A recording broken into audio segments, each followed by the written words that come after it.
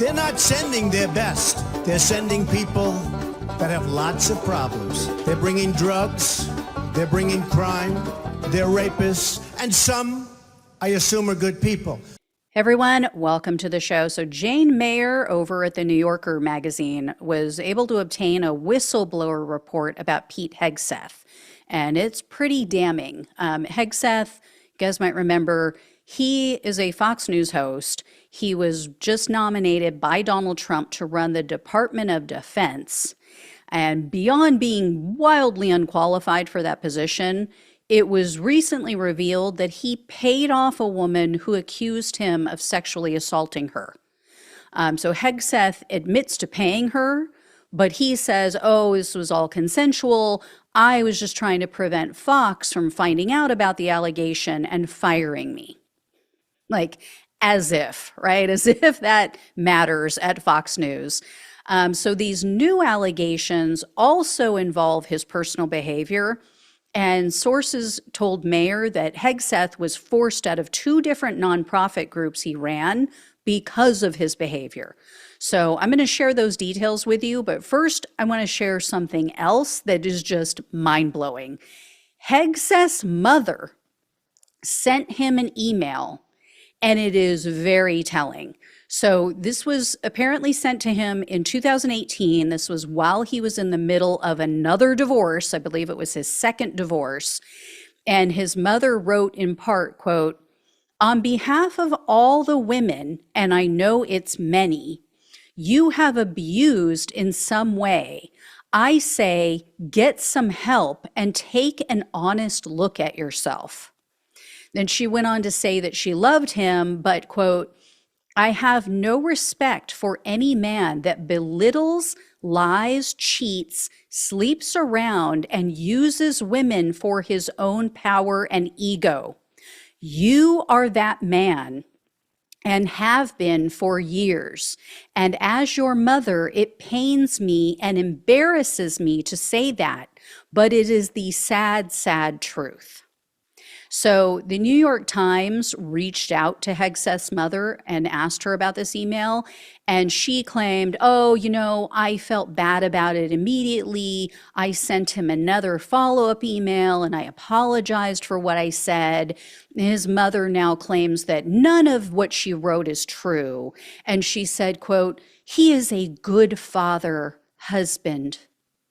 Really? Really? Good husband? Good husband cheats on his wife with his producer and gets her pregnant. And that specific incident really undermines Hegseth's claim that he only paid off that woman who accused him because he didn't want Fox to fire him. He wasn't worried, apparently, about getting fired for knocking up one of his producers.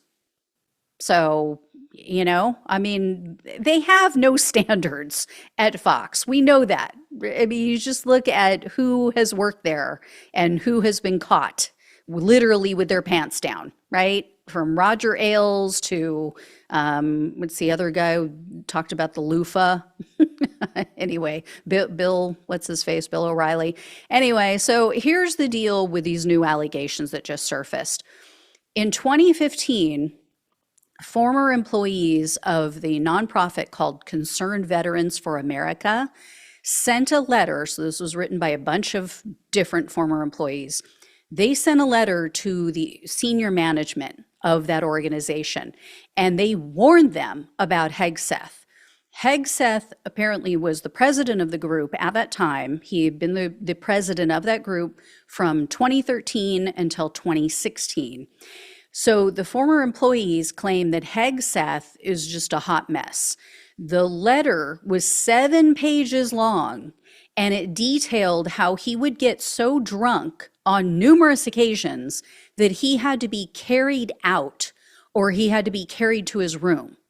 So the whistleblower report cites numerous incidents like this, and the former employees said it was a source of embarrassment for the group.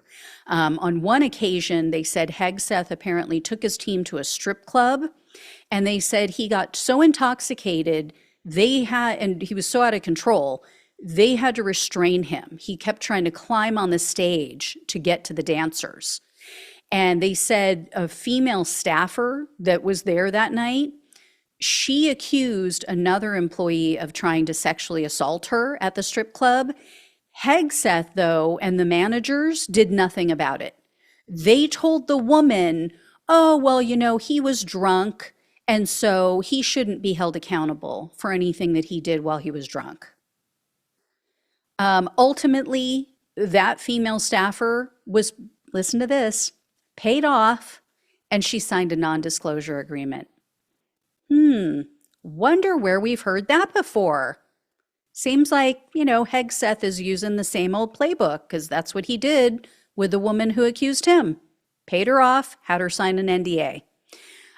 So the former employee said that this issue, as well as other issues, created a hostile work environment. And another female employee said that she was too intimidated, or actually they said she didn't tell this herself because she was too intimidated to come forward with allegations of being sexually harassed. But in the letter sent in by these whistleblowers, they recounted her story and said, she really needed her job, and so she was afraid to come forward. And they mentioned in the report, quote, fear of reprisal looms over every woman associated with the organization. Yeah, but the right, it's not misogynistic. It's not sexist at all, is it? The letter also said that Hegseth, who was married at the time, was pursuing female staff members, as did other people in management, other male members of his management team. And another former employee sent a separate letter to senior management, and this was also in 2015. It was later in the year. And in this letter, it said that while Hegseth was drunk at a bar earlier that same year, the employee witnessed him. He was completely loaded, and he was yelling out, chanting, "Kill all Muslims." He repeatedly screamed that. Hegseth ended up resigning from Concerned Veterans for America in January of 2016. And according to one of the whistleblowers who wrote that first letter, it was due in part to his mismanagement and his abuse of alcohol. The New Yorker also obtained a copy of an email that was sent to his replacement, to Hegseth's replacement. The email said, in part, quote, among the staff, the disgust for Pete was pretty high. Most veterans do not think he represents them, nor their high standard of excellence. And then that email mentioned Hegseth's, quote, history of alcohol abuse. And the sender stated that Hegseth, quote, treated the organization funds like they were a personal expense account for partying, drinking, and using CVA events as little more than opportunities to hook up with women on the road. Guy's got serious issues.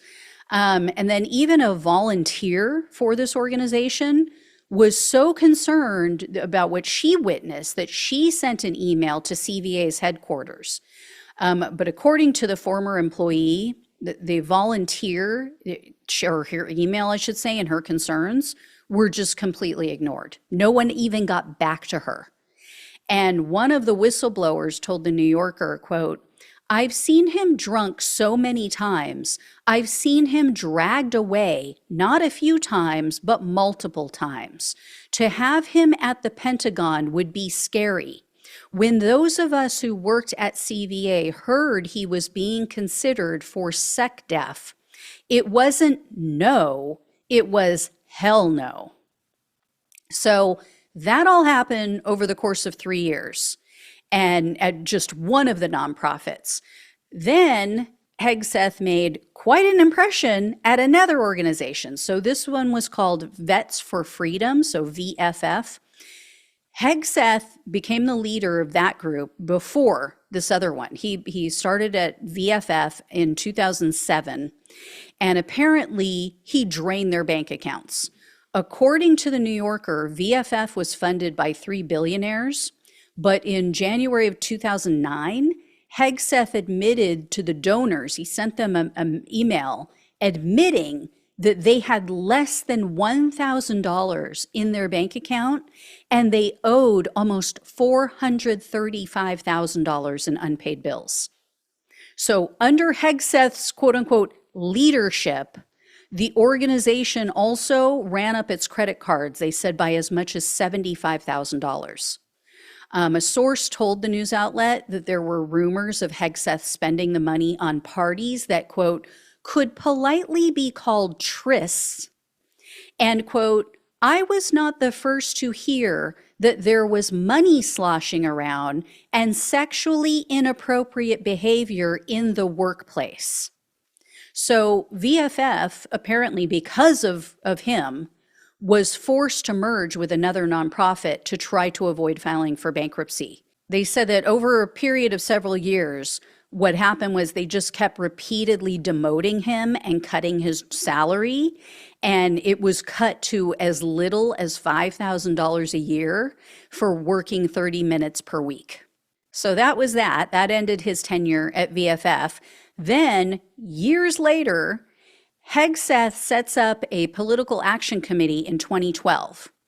And the whole purpose of this PAC was to supposedly raise funds for political candidates. Well, according to another news outlet, 1/3 of all of the PAC's funds were spent on parties for his friends and family. Then we jump forward to 2014. Hegseth was then named as a CEO of another nonprofit. So it's called Concerned Veterans for America. Well, by 2016, Hegseth was forced to exit that organization as well. And former colleagues are all telling similar stories about him. One associate told the New Yorker, quote, there's a long pattern over more than a decade of malfeasance, financial mismanagement, and sexual impropriety. There's a fair dose of bullying and misinformation, too. And a former Fox News colleague said, quote, he had a kind of what happens in Vegas stays in Vegas kind of attitude while his wife and kids were in Minnesota. He was a huge drinker. I can't say if he had a problem, but he was very handsy with women. I've certainly seen him drunk. So beyond being an alleged deviant who can't keep his pants on, he sounds like he's also incompetent, he's irresponsible with money. I mean, guy sounds like a walking liability for anybody who hires him. Perfect. He makes the absolutely perfect choice for the Trump administration, right? What could go wrong? Guy's going to be in charge of the largest budget in the government. Literally, defense is the largest line item of our tax dollars. There you go. Imagine the parties he'll throw. Anyway, we'll see what happens with this nomination. But yeah, I mean, if they let this one go through, they have no one to blame but themselves. I mean, this guy could be subject to blackmail from day one if all of this stuff is true.